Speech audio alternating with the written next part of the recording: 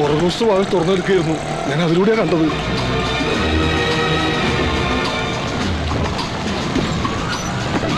അവിടെയാ രാധേ.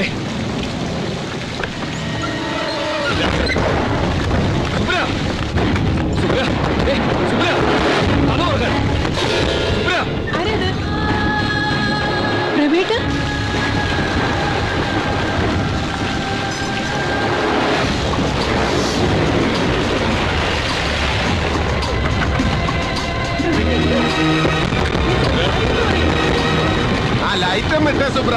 ഈ വക കാര്യങ്ങൾ നടക്കുമ്പോ ഒരു തെളിച്ചം വേണ്ടേ സുബ്ര?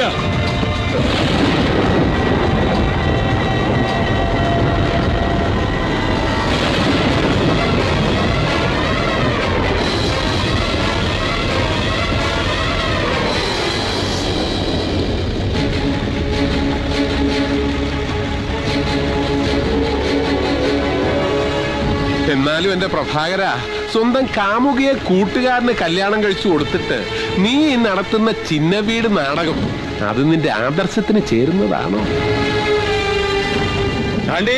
നീ അവനെ വിഷമിപ്പിക്കരുത്. എന്നോടുള്ള പ്രതികാരം എന്നോട് തീർക്കണം. അവറാച്ച, ഒന്നും അറിയാത്തൊരു കുടുംബത്തെ തകർക്കരുത്. ഓ ശരിയാ, കാണിച്ചത് പോക്കര് തരാ. വേറെ മാർഗം ഉണ്ടായിരുന്നല്ലോ പ്രഭാകര. നിന്റെ മാനേജർ ഉണ്ടല്ലോ സുബ്രൻ, അവൻ ഇതിന് കൂട്ടു നിൽക്കുമോന്ന് സംശയം ഉണ്ടായിരുന്നു. നല്ല പിടയ്ക്കുന്ന നോട്ട് കണ്ടപ്പോ അവൻ വീണു.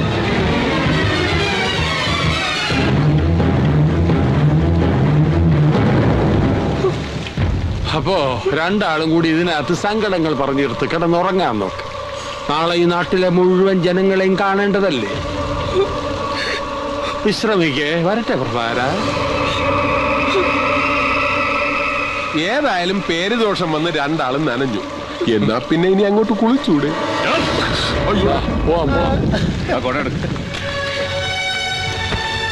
പെണ്ണ് കേസ് കൊടുക്കാൻ ഇളയപ്പനെ വെല്ലാം ഒരാളിനി ജനിക്കണം.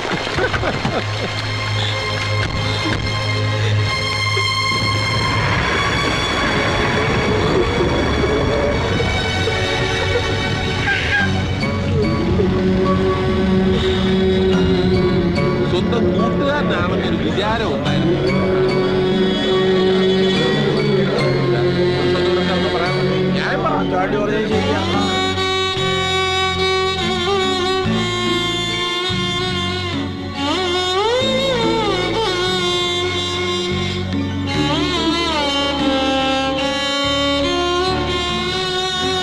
ഇത്ര ആളും കൂടി ഇവിടെ തുടങ്ങിയിട്ട് കുറെ കാലം സംസാരമാണ്.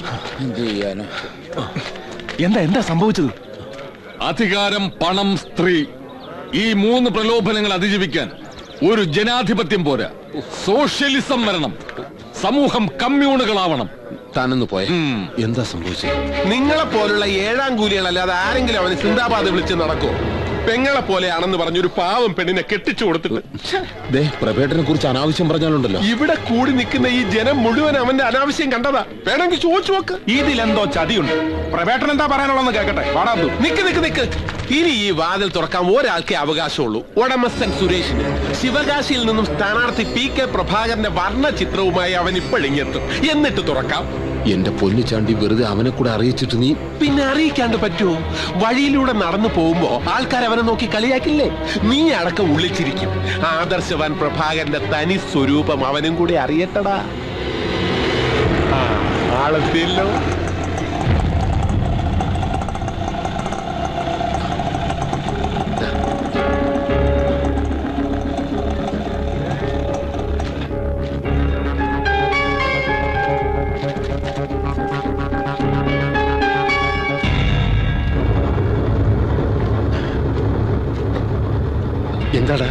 എന്താ പറ്റി?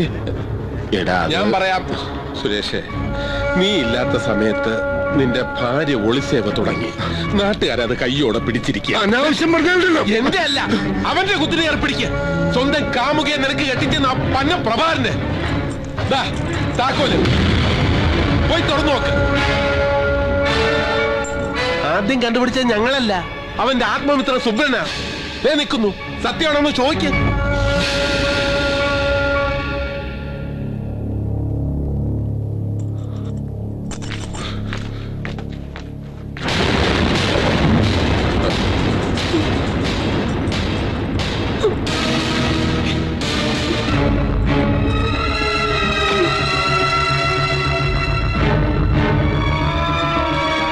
പക്ഷേ നീ ഇതൊന്നും വിശ്വസിക്കരുത്. ചതിയാണടാ. നിനക്കെന്നെ അറിഞ്ഞൂടെ? രാധ അവള് വെറും പാവടാ.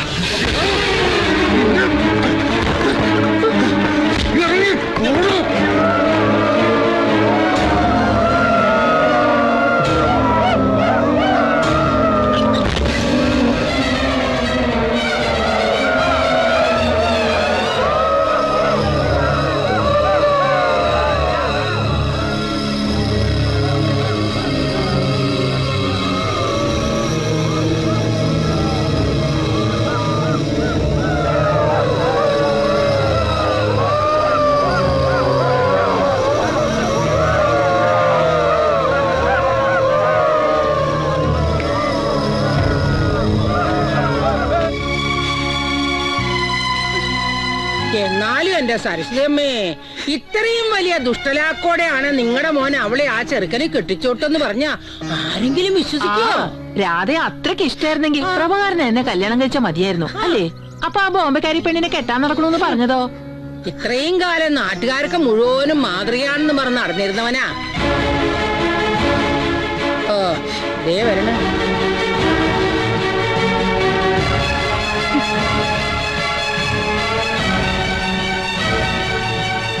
നമ്മള് പോവാണേ. പാടി നടക്കടി.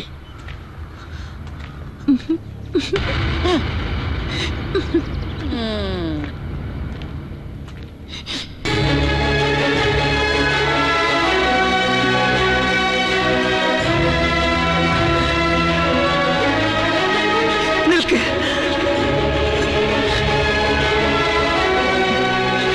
ഒരമ്മയും മകനെ കുറിച്ച് കേൾക്കാൻ ആഗ്രഹിക്കാത്തതാ എന്റെ മോൻ കേൾപ്പിച്ചത്.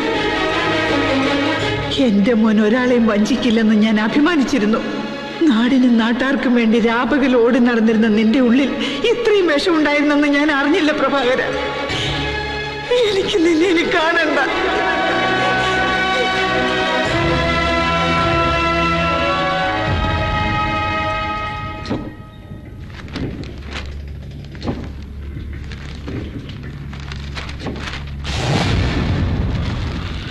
സമസ്ത കേരളം പീവോ.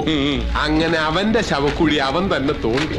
സ്വന്തം പത്രത്തില് പത്രാധിപരെ കുറിച്ചൊരു മോശം വാർത്ത വരുന്നത് ഒരു ഭാഗ്യമല്ലേ ചാണ്ടി? നീ വാർത്ത വായിക്കേ. ഇളയപ്പൻ കേട്ടെങ്കിൽ കോരി തരിക്കട്ടെ. ഒളിസേവ PK പ്രഭാകരൻ പിടിയിൽ. സൽസ്വഭാവി ആദർശവാനായ രാഷ്ട്രീയ പ്രവർത്തകൻ, ജനക്ഷേമ തൽപരനായ പഞ്ചായത്ത് മെമ്പർ തുടങ്ങിയ കുപ്രചരണങ്ങളിലൂടെ ജനങ്ങളുടെ കണ്ണിൽ പൊടിയിട്ട് നടന്ന കള്ളനും കപട സദാചാരവാദിയും സർവോപരി വ്യഭിചാരിയും കാമവെറിയനുമായ ജാരൻ PK പ്രഭാകരന്റെ പരസ്ത്രീ സംഗമം നാട്ടുകാർ കയ്യോടെ പിടിച്ചു. ആരാ വാർത്ത എഴുതിയത്? ഞാനാ. എന്താളേപ്പാ? ഏയ് ഒന്നുമില്ല. അല്ലെങ്കിൽ ഇത്രയും വൃത്തിയിട്ട ഭാഷ വരില്ല. നന്നായിട്ടുണ്ട്.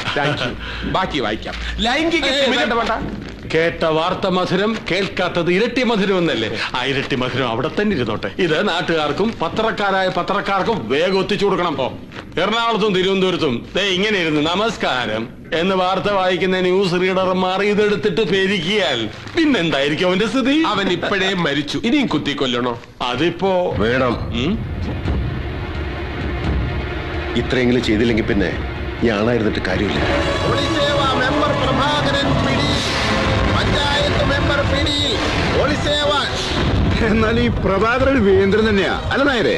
ശരി, ജീവിതകാലം മുഴുവൻ ഒരു സ്റ്റെപ്പിനെ അങ്ങോട്ട് കടക്കാന്ന് വെച്ചാൽ ചില്ലറ കളിയാണ്. പെണ്ണുമണിയൻ പ്രഭാകരനെ പരാജയപ്പെടുത്തുക. അടിച്ചു പൊളിക്കണം അവന്റെ കട.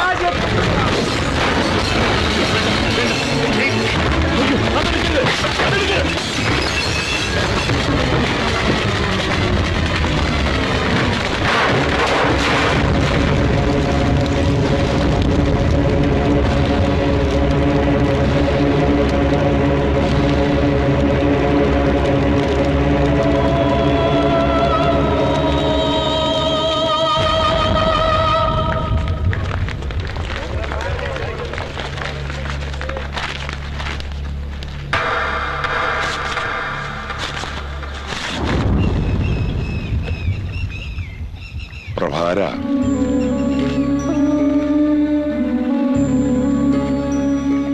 ഒരാഴ്ചത്തെ പരോളിന് വന്നതാ. അപ്പോഴാ തന്റെ കഥകളൊക്കെ അറിഞ്ഞത്. അക്ഷരം കൂട്ടി പറഞ്ഞു തന്ന ആളല്ലേ. ഇനി മാഷിന്റെ പഴി കൂടിയേ കേൾക്കേണ്ടതുള്ളൂ. എനിക്ക് വേണ്ടി കുറ്റമേറ്റെടുത്ത് ജയിലിൽ പോയത് വെറുതെ മാഷെ.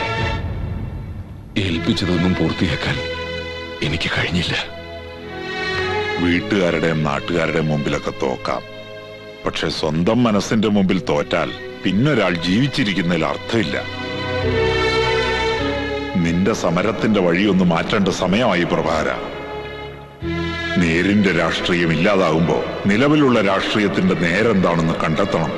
ആ നേരിന്റെ അർത്ഥം പുതിയ കാലത്ത് ചതിയെന്നാണെങ്കിൽ അത് തിരിച്ചു പ്രയോഗിക്കാനും നാം മടിക്കേണ്ടതില്ല.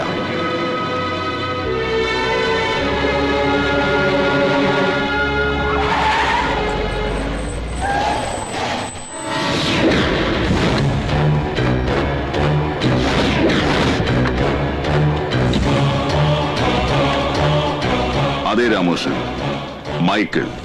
പക്ഷേ ആ പേരിൽ തന്റെ മകളെന്നെ അറിയില്ല. അവൾക്ക് ഞാൻ മൈക്കിളല്ല, ക്രിസ്റ്റി തോമസ്. ആരാ രാമകൃഷ്ണ ഇത്? എന്റെ കയ്യിൽ ഉണ്ടായിരുന്നത് മുഴുവൻ നിനക്കും നിന്റെ പപ്പയ്ക്കും തന്നിട്ടല്ലേ ഞാൻ ഇങ്ങോട്ട് പോകുന്നത്. എന്റെ രാമകൃഷ്ണ, തന്നു തീർക്കാവുന്ന ബാധ്യതയാണോ താൻ ഉണ്ടാക്കി വെച്ചത്? പലിശ മാത്രം കണക്കൂട്ടിയാൽ തന്നെ താൻ തന്നത് മതിയാവോടോ? ഇനി ഈ വീടും പറമ്പും മാത്രമേ എന്റെ കയ്യിലുള്ളൂ. ദയവ് ചെയ്ത് എന്നെ ഉപദ്രവിക്കരുത്. തീർച്ചയായും മുതലായും പലിശയായുമുള്ള സകല ബാധ്യതകളും ഞാൻ അവസാനിപ്പിക്കാം. പക്ഷെ തന്റെ മകളെ എനിക്ക്